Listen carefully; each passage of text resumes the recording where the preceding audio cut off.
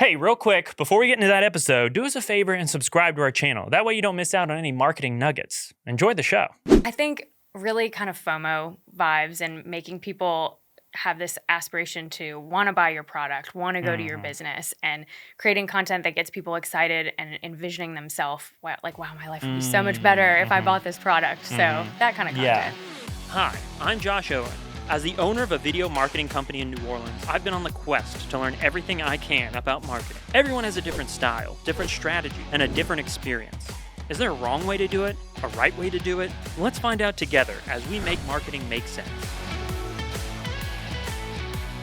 What's up, everybody? Welcome to another fantastic episode of Make Marketing Make Sense. Today, I'm joined by the fabulous Becky Angle of Angled Marketing. Hey. What's going on, Becky? So excited to be here. Yeah, you're the founder. I am. The owner. The owner. All of it. The big cheese over at the angled world, you know, over there, just doing that thing. Okay. Well, today we're going to talk about specifically the elements businesses should focus on when it comes to their marketing, in particular social media, and getting awareness, getting engagement, using social media as a driving force for awareness and engagement. Mm-hmm. And I think you know a thing or two about that. You're in the social media space. I do.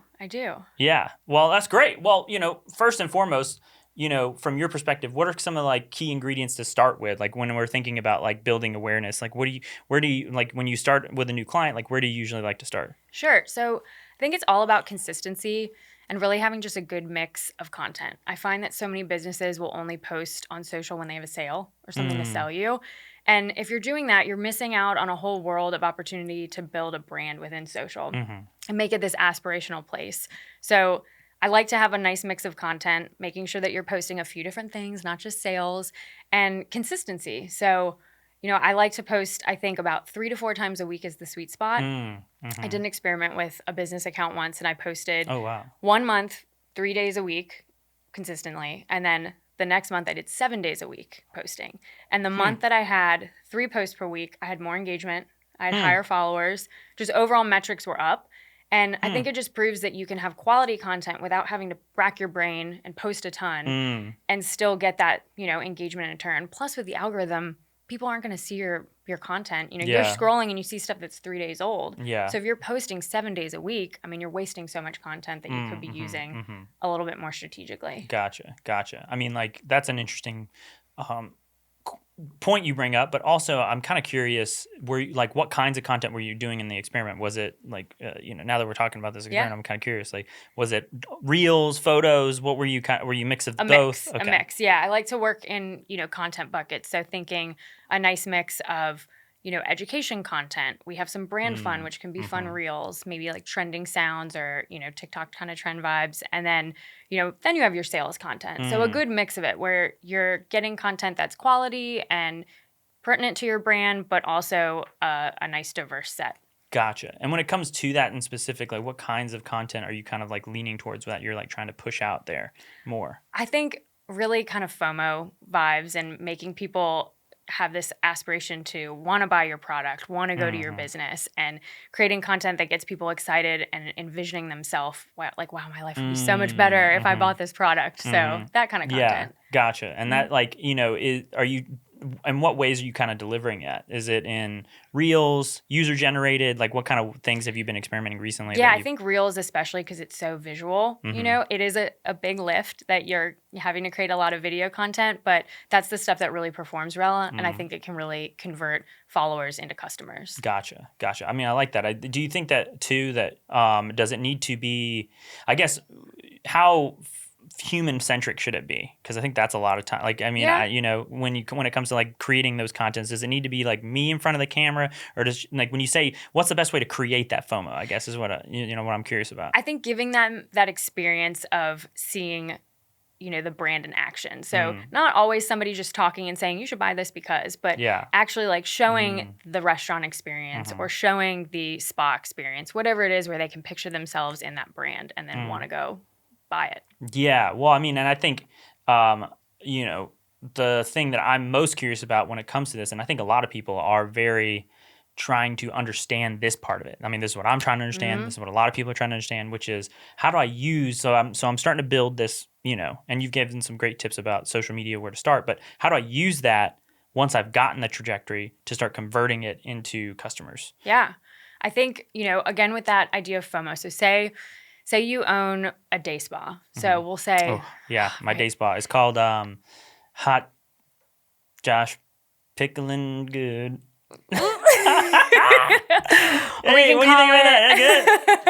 Good? Hey, we're working on it. Because it's like you're steaming like a pickle in there. Okay, so Hot Josh's Beauty Bar.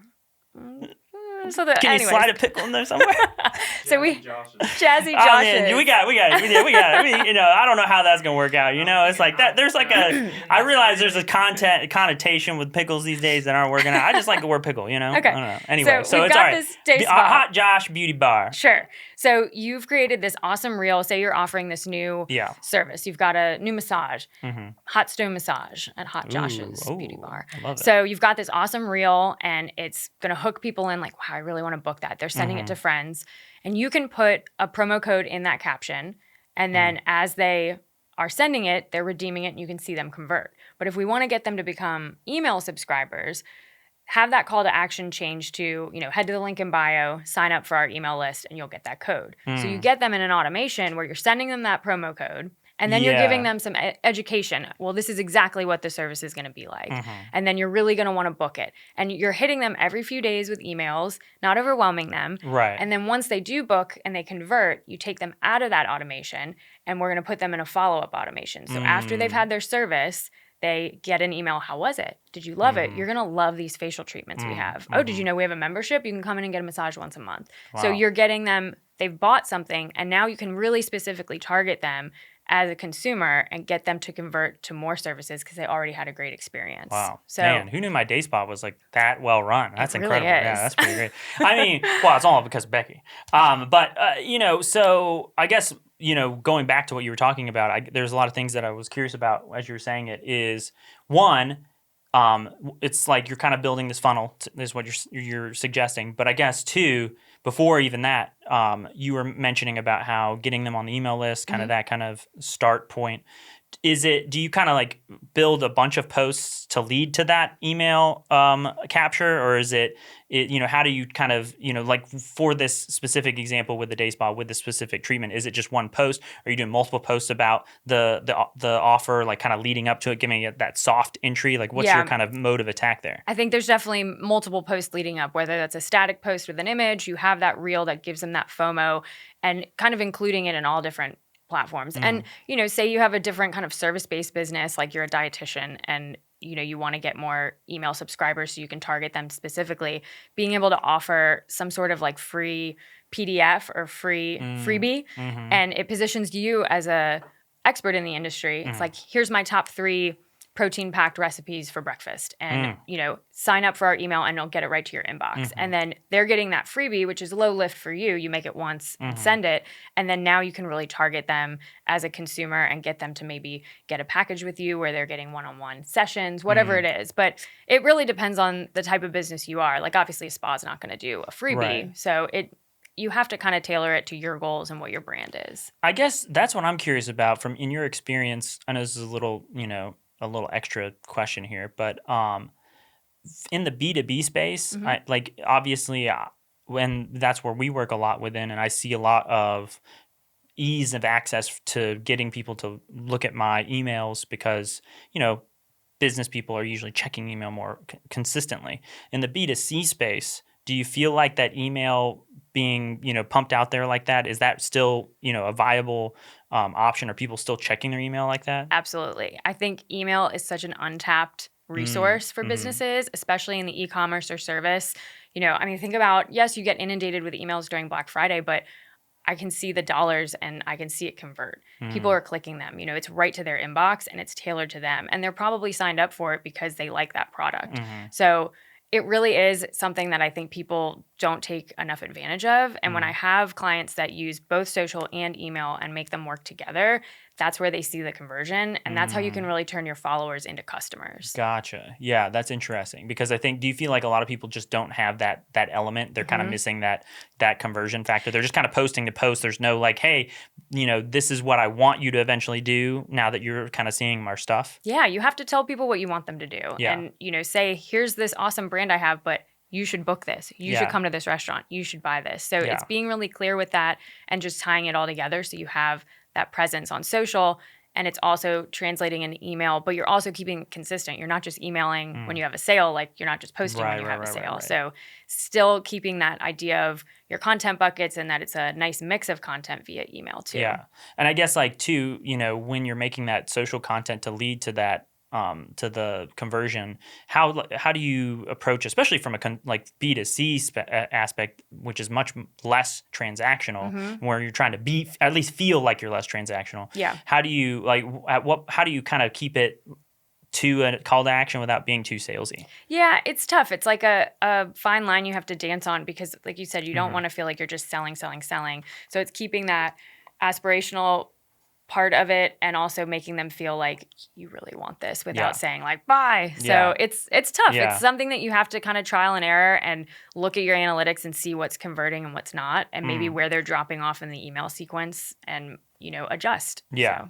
Well, and I know we're talking a lot like strategy wise about these things, but in specific tools wise, are there things that you kind of use that you could recommend to people to kind of, if this all sounds really nice, but is it just as simple as, all right, well, I'll just start making the content and then I'll just, get people to somehow give me their emails and then somehow I'll just start emailing them all and somehow it'll just all happen, Yeah, I think it depends on your business. If you're e-commerce, if you're using an email platform, Klaviyo is going to be what's up. Klaviyo. Yeah, it's perfect for e-commerce. It syncs great with like WooCommerce, Shopify, any of those platforms, and you can literally see how much money you make per campaign. It's pretty incredible, and it's very satisfying to be like, wow, we put out this email and made $5,000. I mean, you can really see it convert. If you're a company that maybe uses a big lead gen service like a HubSpot or like a Go High Level, they have email automations within that you can build. So that'll tie in with your leads generated through that platform, whether it's through ads or organic social, whatever it is. But for smaller businesses, I really like MailChimp. I think it's super user-friendly. It's easy to work with. If I have clients that maybe just want me to build an automation and they're going to manage it, it's easy for them to get in there, tweak it. They can see the analytics and they're very clear. And it's just simple to use. It syncs up with a lot of social media platforms too. So it's a good one, I think, for smaller businesses. Yeah. Are you using an automation service for people when they enter their email that it automatically goes to MailChimp? No. So it would be set up through like MailChimp would be that landing page. Gotcha. So you would just create a MailChimp like email capture. Exactly. And you would just link it, are you, because I know social media is changing a lot. Are you linking it in the bio? Are you linking it in posts? Like what? I link it in the bio. I think that's the easiest. And, using like a link tree or link in bio where you can have multiple posts or links on there, I think is the best way to kind of And are you like tracking like how well those links are performing? Heck yeah. And what in your experience, like what's kind of like what are people really kind of gravitating towards? Yeah. Of course, if you are offering some sort of discount, that's obviously going to be the top link that people, I want that 20% off. I want that 20%. Yeah, but I think really the signups or when you have something, especially with like a link in bio where you can link each square on your feed so they can actually see it. Yeah. If you have that engaging post, and it's interesting to see which ones really get the most traffic. Yeah. So that can help with your strategy because you need to analyze that. Yeah. I think a lot of people make that mistake with social where they post it and they forget it and they don't look at their analytics monthly because you need to tweak it and see what's performing. Same with email, like we have say there's a 5 email sequence and people are dropping off by email too. It's like, why is that happening? What do we need to switch around to make that more successful? And so in your experience, like with those links, what are some good links that people like? Because you mentioned, I mean, we take it for granted, but sales is a huge, like putting up a sale or a discount can be a huge driver that a lot of people probably they forget about easily. Yeah. But what are some other things that, they should be putting in these links that really can help, get visibility or things that people, find interesting? I think are about any sort of like education about us, about the business. If you're like a locally owned business, making sure to put that in the front. Any sort of like press that you have, I think always does really well. If you were featured on any sort of magazine or news segment, having that up there, and any kind of resources, like especially if you have a service-based business where you have like freebies or resources that they can download. I think those are always good. That's good. Yeah, I think too, because like that's always something I'm curious about is, how many, is there too many links that you should put or like not enough, or just kind of just get out there and explore? I think the scroll drives me crazy when you go. So as long as you can see them all on one screen. Because that's my thing. I'm just like not sure what other people feel about it, but it's like when I see someone has like 20 links, I'm like, I'm not going through those.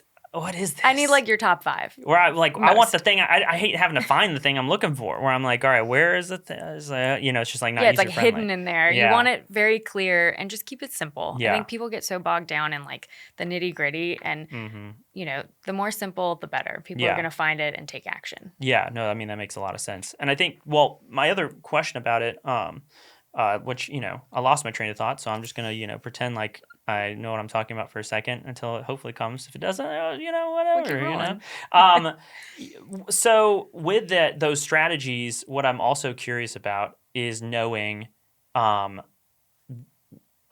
came back to me. So with those strategies, the other thing that you mentioned, which was the whole pipeline cycle of someone finds your social. They start seeing the stuff you're posting. They like the stuff you're posting. They go to give their email to get the thing that they want from you. Then they're in the pipeline in the email. So, then they may even become a customer, and then they come back maybe or whatever it might be, but they're stuck in that email cycle, which is good. But I guess, for your social, who are you kind of pushing it more towards? Is it trying to push more towards new customers? Are you trying to engage former customers to kind of keep them in the pipeline more and upsell them, or building up a referral base? Like what kind of I feel like there's so many goals within social. When you're looking at it, like obviously you have to pick a direction. Where do you try and like keep social like in line with? I think new customers is always top of mind because you want more people coming in that you can convert. And then once you have them as a customer, it's pretty easy to keep them and get them as a repeat customer because they're already familiar with their brand or your brand, and they already know, what you offer, and they most likely like it if they're still following you and looped into your email. Right. So those are easier to be able to make into second-time customers. I think it's really those top of the list is going to be those new followers and getting them to try the product, try the brand, educate them, and give them that experience of like, this is your life with this product. Like you want it so bad. So that's awesome. And that's where you really want to, I think, kind of focus. Yeah. And I guess, to piggyback off that, if you were to kind of give someone a roadmap for their total, like if you were to say like, hey, new business owner, if this is all sounding interesting to you and you want to start doing this, what would be your quick and dirty guide to success for setting this up, keeping it consistent, building the pipeline, and, aiming for awareness using social to get you to that email? Yeah, I think having your goals in line on both platforms. You've got your social where you've got maybe your lead gen tool, whatever it is. Once they get into your email, understanding what kind of flow you want to put them in. I usually like to have like 4 to 5 emails about 3 days apart on send. If it's a longer flow, I'll push it out to maybe 5 days send, just so you're not bombarding them, but you're still staying top of mind. And then making sure that whenever they do take action, you're taking them out of that automation so they're not still like, hey, buy this. It's like, wait, I already did. Why are you still emailing me? And then they get annoyed and unsubscribe. Right. So making sure that you kind of build a flow that you would want to receive and think about it in a way that is going to make sense for you. Like when would you give them that like FOMO, you know, sense of urgency to get them to buy, one last ditch effort, but also with your social, making sure that if you're posting, education and some brand fun, that you're also sharing that in your email too, because not everybody that's checking their email is always looking at your social. So keeping it all tied together, I think really is like a nice recipe to get those people to convert to your customer. Awesome. Wow. Couldn't have said it better myself. Well, perfect. Well, if somebody is interested in learning more about building their own funnel and want to get in touch with you, can you tell all those wonderful people where they can find Becky? Yeah, absolutely. On the digital world? It's angledmarketing.com, and my handle is @angledmarketing. Awesome. Fantastic. Well, thank you so much for joining me on this wonder me. endeavor. So many great things. I mean, this is just something that just a lot of people forget to think about. And so, I think so too. I think some people should check this out. So thank you all for joining us, and we'll see you on the next one.